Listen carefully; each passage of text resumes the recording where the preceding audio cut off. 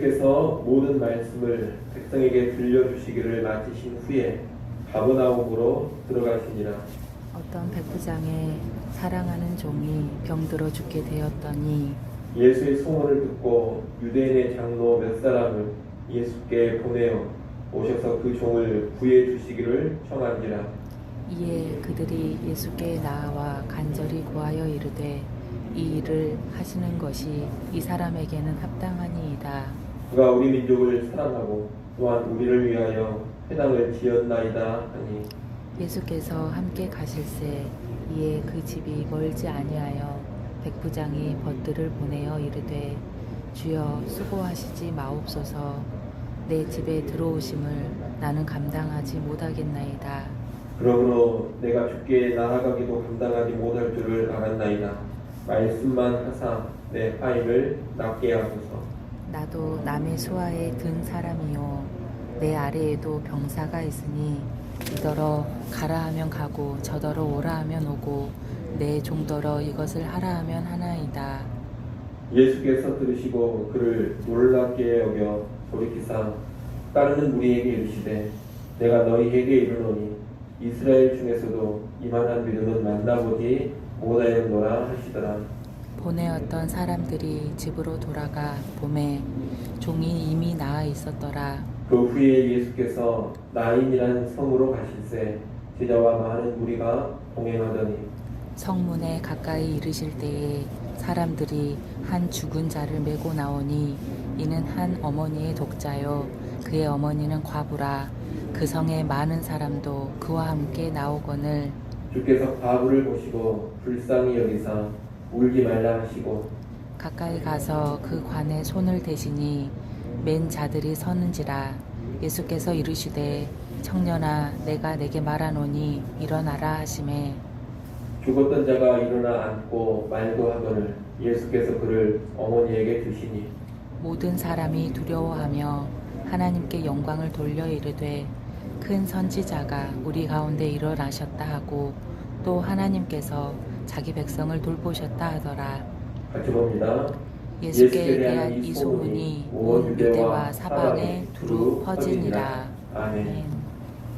오늘 본문은 예수님께서 평지 설교를 마치신 후에 행하신 두 가지 일을 기록하고 있습니다. 예수님 먼저 이방인인 백부장의 병든 종을 고쳐주십니다. 아마 이 백부장은 유대 지역에 주둔한 로마 군대의 백부장이었던 것으로 보입니다. 이 백부장은 점령지의 유대인들에게 호의를 베풀었던 사람입니다. 그런데 이 백부장이 사랑하는 종이 중한 병이 들었습니다. 그래서 유대의 장로들을 통해 예수님께 자신의 종을 고쳐주시기를 요청합니다. 유대의 장로들은 예수님께 와서 이 백부장이 유대 민족을 사랑하고 회당도 지어줬기 때문에 그의 종을 치료해 주는 것이 마땅하다고 합니다. 나름 치료해 줘야 하는 근거, 행위를 제시하고 있는 겁니다. 예수님은 장로들의 말을 듣고 이 이방인 백부장의 집으로 가십니다. 그런데 집으로 가는 도중 이 백부장은 예수님께 사람을 보내어 예수님께서 우리 집으로 오시는 것을 내가 감당할 수가 없다고 합니다. 또한 자신이 예수님께 나아가는 것도 감당하지 못하겠다고 합니다. 이것은 조금도 자기를 내세우지 않는 지극히 겸손한 모습입니다. 앞서 유대의 장로들은 이 백부장이 상당한 자격이 있는 사람으로 소개를 했습니다. 그런데 정작 백부장 자신은 자기는 아무런 자격이 없는 사람이라는 것을 예수님께 고백하고 있는 겁니다.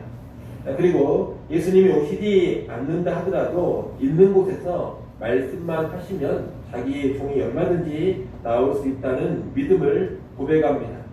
겸손함과 아울러서 예수님의 능력에 대한 절대적인 믿음도 이 백부장이 가지고 있는 것을 알 수가 있습니다. 백부장이 이 말을 듣고서 예수님은 무척 놀라십니다. 9절 말씀을 한번 읽어보십시오. 9절 말씀 읽습니다. 예수께서 들으시고 그를 놀랍게 여겨 돌이키사 따르는 무리에게 이르시되 내가 너희에게 이르노니 이스라엘 중에서도 이만한 믿음은 만나보지 못하였노라 하시더라. 아멘. 예수님은 이 이방인 백부장의 믿음이 아주 탁월하다고 칭찬을 하십니다. 하나님의 백성이라는 이스라엘 사람들 가운데서도 보기 힘든 믿음을 이방인이 가지고 있다는 겁니다. 누가복음 전체에서 예수님이 놀라셨다라는 표현은 이 17장 9절에서만 나옵니다. 그만큼 이 백부장의 믿음이 훌륭했다라는 것을 알 수가 있습니다. 예수님은 이 겸손한 백부장의 큰 믿음을 기뻐하시면서 그의 종의 병을 즉시 고쳐주십니다. 겸손한 믿음 가운데 예수님의 능력을 경험하게 된 겁니다. 이 사건은 일단 예수님께서 믿음을 보시며 일하신다는 것을 보여줍니다. 외적인 자격이나 인정받을 만한 행위가 아니라 믿음입니다. 자기의 자격 모습을 겸손히 인정하며 전적으로 예수님을 의지하는 믿음이 있을 때 예수님의 은혜와 능력을 받아 누리는 겁니다. 그러니 오늘 우리도 예수님께 나아갈 때 언제나 겸손한 믿음으로 나아갈 수 있어야 하겠습니다. 아울러 이 사건은 이방인도 얼마든지 예수님의 은혜와 능력을 경험할 수 있음을 보여줍니다. 이때로부터 상당한 시간이 지난 후인 사도행전 10장에 보면 사도 베드로가 이방인 백부장 고넬료에게 가서 복음을 전하고 고넬료가 예수님을 믿고 구원받는 일이 펼쳐집니다. 이 고넬료는 이방인으로서 죽으시고 부활하신 예수님을 믿어 구원받은 최초의 사람이 됩니다. 그리고 그때부터 본격적인 이방인들의 구원이 펼쳐지기 시작합니다. 그런데 이미 그 전에 오늘 본문에서 이방인의 구원 가능성을 보여주고 있는 겁니다. 예수님의 사역 자체가 이미 이방인들까지 구원의 대상에 포함하고 있는 겁니다. 여러분, 하나님의 나라 예수님의 복음은 유대인과 이방인을 가리지 않습니다. 누가 됐든지 간에 믿음만 있으면 복음을 통해 구원받고 하나님 나라의 백성이 되는 겁니다. 오늘날 우리에게는 유대인이나 이방인이나 이런 구별이 없습니다. 그런데 알게 모르게 우리가 껄끄럽게 여기고 부담스러워하는 어떤 사람들이 우리 주변에 교회 안에 있을 수가 있습니다. 예수님 당시에 이방인들을 대적하고 멀리했던 것처럼 오늘날 우리가 누군가를 배척하고 멀리할 수가 있다는 겁니다. 예컨대 동남아 사람이나 흑인들은 우리가 은근히 약보고 깔볼 수가 있습니다. 일본 사람들은 우리가 싫어할 수도 있습니다. 또는 학력이 부족하거나 아주 가난한 사람들을 교회 안에서 우리가 무시할 수도 있습니다. 하지만 하나님의 나라 예수님의 복음은 결코 사람을 가리지 않고 차별하지 않는다는 것을 알아야 합니다. 더욱이 우리가 멀리하고 우리가 싫어하는 사람들 가운데 우리보다 훨씬 더 탁월한 믿음을 가지고 있는 사람들이 있다는 것을 알아야 합니다. 하나님을 놀랍게 하고 예수님의 인정을 크게 받는 그런 믿음의 위인들이 우리가 무시하는 사람들, 우리가 멸시하는 사람들 가운데 존재할 수가 있는 겁니다. 그래서 우리는 사람을 함부로 대하지 않아야 됩니다. 사람을 가리지 않고 차별하지도 않아야 합니다. 모든 사람을 귀하게 여기고 모든 사람과 믿음 안에서 하나됨을 이루는 가운데 하나님의 복음 사역을 감당해 갈 수 있어야 할 것입니다. 그런 모습이 오늘 우리에게 꼭 있기를 바랍니다. 예수님은 이방인 백부장의 종을 고치신 후에 나인이라는 성에서 과부의 죽은 아들을 살리십니다. 남편이 없는 과부는 예수님 당시에 가장 약하고 가장 가난한 사람의 대명사입니다. 이런 과부에게 유일한 소망이 있다면 뭐냐? 바로 아들입니다.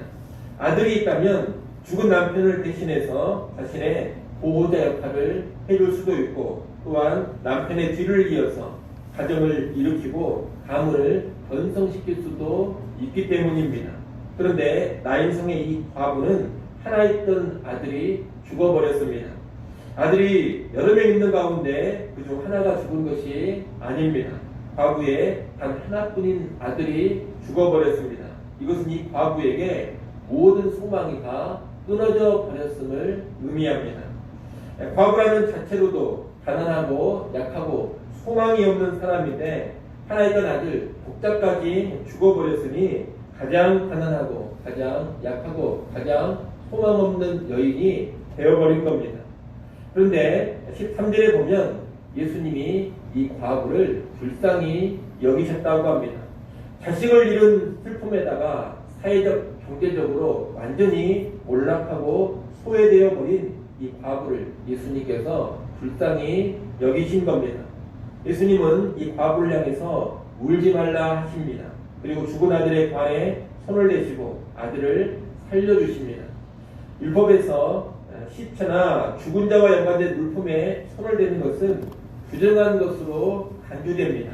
그러므로 관을 만지는 것은 부정하게 되어지는 일입니다. 그런데 예수님은 관을 만짐으로써 자신이 부정해지신 것이 아니라 오히려 죽은 자를 다시 살아나게 하십니다. 죽어 부정해져 버린 것을 오히려 정결케 하고 살아나게 해버리신 겁니다. 과거의 죽은 아들을 살리신 이 사건은 예수님께서 가난하고 소외된 자들을 긍휼히 여기시고 이들에게 하나님 나라의 은혜와 능력을 베풀어 주심을 알려줍니다. 또한 부정한 자들, 죽어버린 자들을 얼마든지 예수님께서 정결케 하시고 다시 살릴 수 있다는 것을 알려줍니다. 여러분, 오늘날도 예수님은 가난한 자, 약한 자, 사회에서 낮고 천한 자, 소외된 자들을 외면하시지 않습니다. 큰 괴로움과 슬픔 가운데 있는 사람들을 외면하시지 않습니다. 오히려 그들을 불쌍히 여기시고 그들을 찾아가시고 그들을 하나님 나라로 초청하십니다. 소망 없는 사람들에게 하늘의 소망을 주시고 영원한 소망을 주시고 또 괴로운 그들에게 위로하시고 새로운 희망의 문을 열어주시는 겁니다. 또한 예수님은 지금도 영적으로 부정하고 죽어버린 사람들을 정결케 하시고 살려주십니다.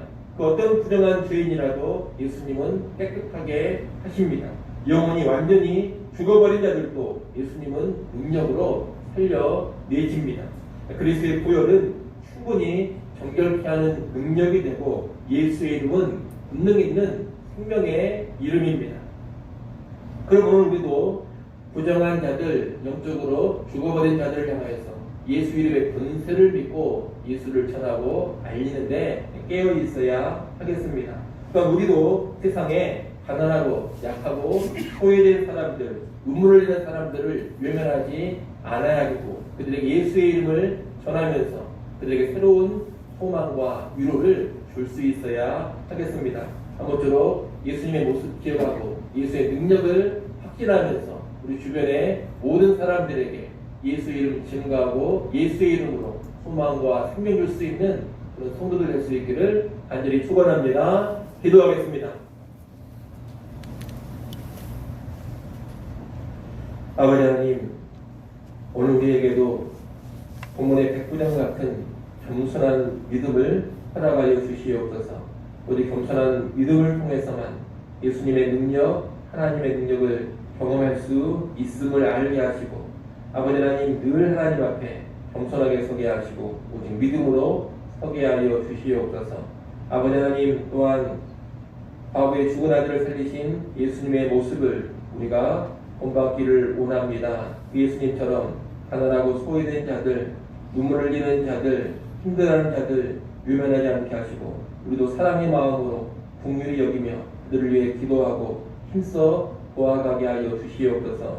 우리가 가지고 있는 복음은 우리가 가지고 있는 예수의 이름은 얼마든지 그들을 위로할 수 있고 소송케 할 수 있음을 확신케 하시고 예수를 통하여서 그들을 도와가는 성도들 되게 하여 주시옵소서. 오늘 우리 주변에 눈물 흘리는 자가 있다면 외면하지 않게 하시고 찾아가게 하시고 위로하게 하시고 예수의 이름으로 소망을 주게 하여 주옵소서.